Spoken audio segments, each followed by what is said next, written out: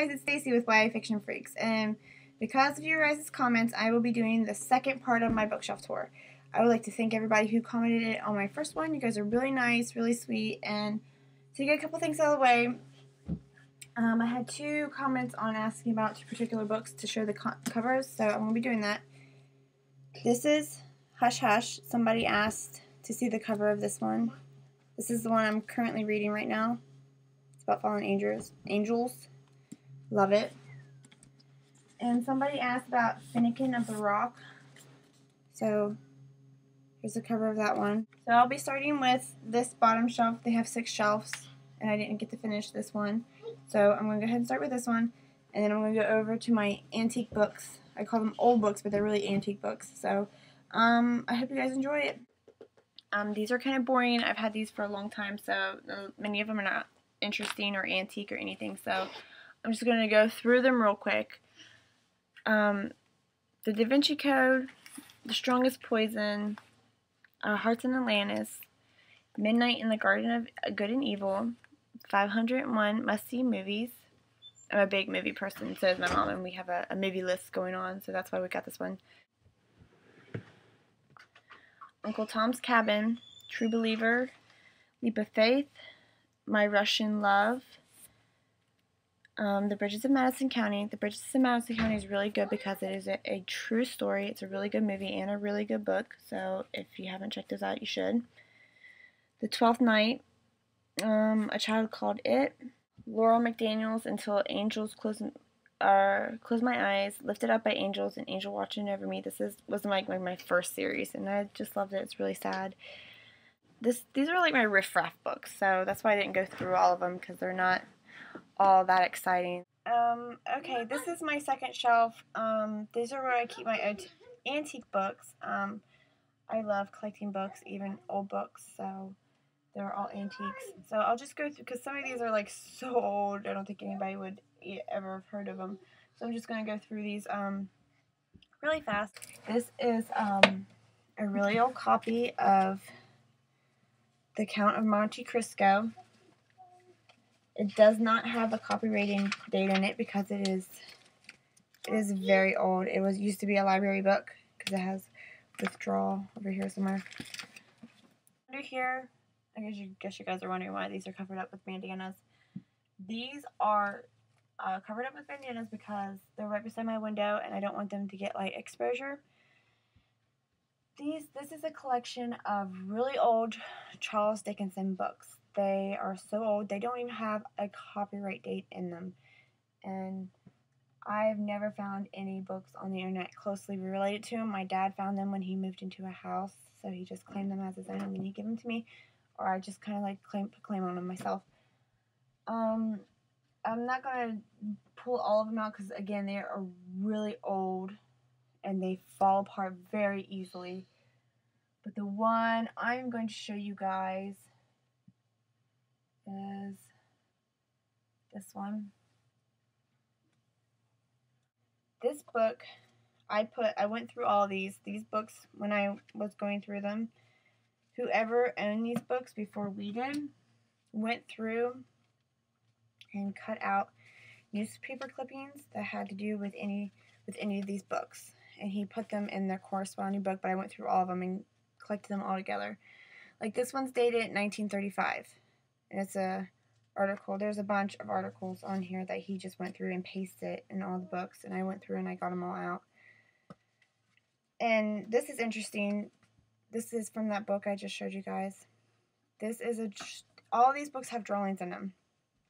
This one is not in the book that it was in, so I don't know if it's an original sketch by the artist who didn't make the book. Okay, on my second shelf, I have the ones that are interesting. To me, this is interesting. This is my great-grandma's scrapbook that she made when she was 12 years old. So it's like it's a big family treasure, and I somehow managed to get it on my bookshelf, so I'm really proud of that.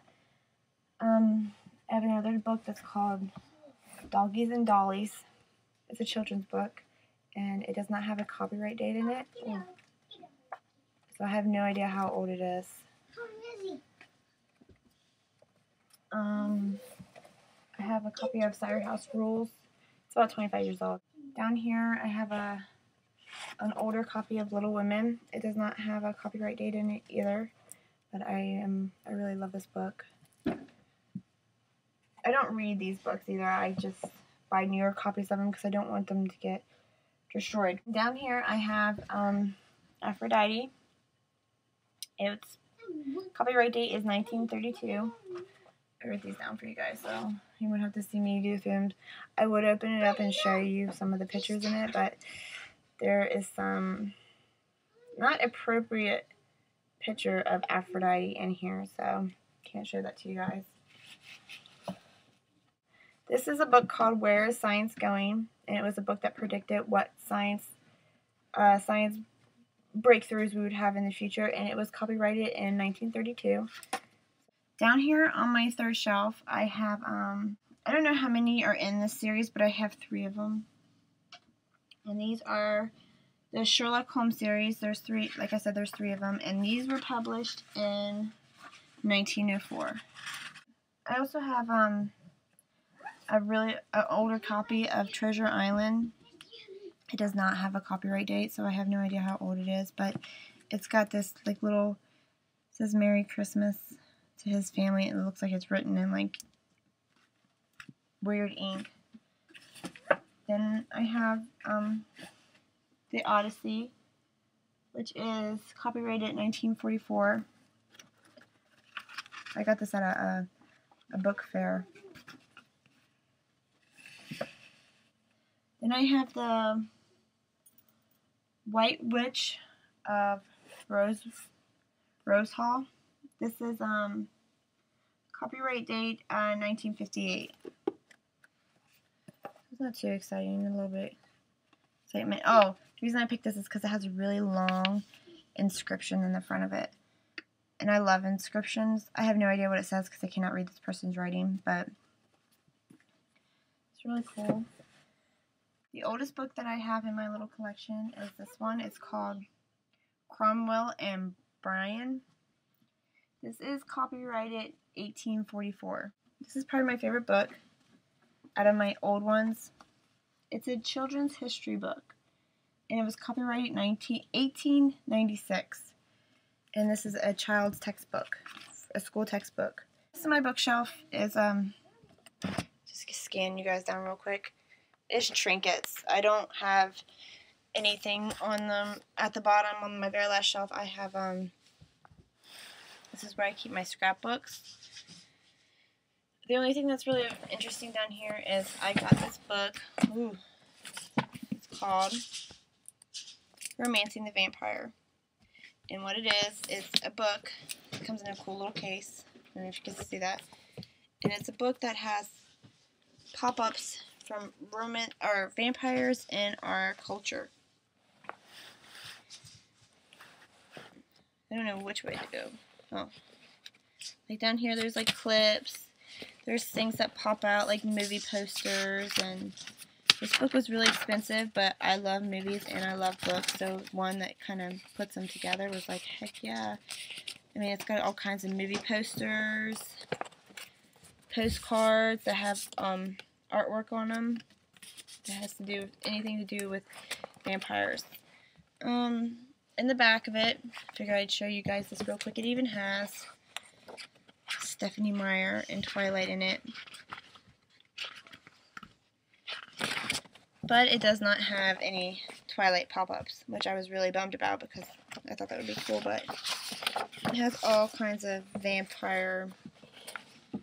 I love books that do stuff like this.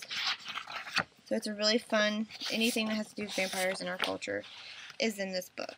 Okay guys, that concludes my bookshelf tour too. I hope you enjoyed it. I'm sorry if you didn't like antique books as much as I do, but I just love antique books.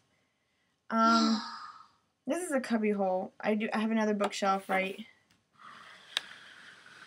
here, but this doesn't have any books on it. I just keep my perfumes and stuff on it. So eventually when this one gets filled, which shouldn't take too long, I'll give you guys a tour of that one.